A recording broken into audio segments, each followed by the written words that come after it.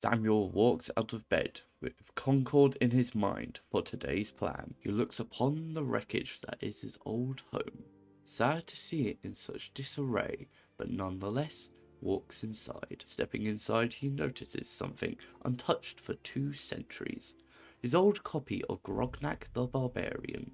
He smiles and reads some of the pages. Samuel walks towards Sean's old room with grief in his heart. He steps to the crib and mutters, "Coming, buddy." Before leaving the room, Samuel spies Sean's old You Are Special book and decides to bend over and pick it up to look at it.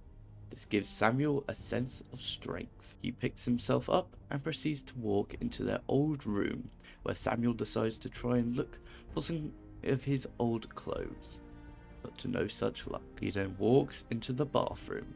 The last day he remembered before the bombs dropped started here. He stares at himself through the radiation frosted glass and wonders where his son is. Samuel walks out of his house and thinks of a way to upgrade his pistol. So grabbing spare parts from objects scattered around, he goes to work and manages to harden his receiver, making it pack more of a punch. Samuel starts to make his way to Concord, but just after crossing the Sanctuary Bridge, he comes across a body in the road.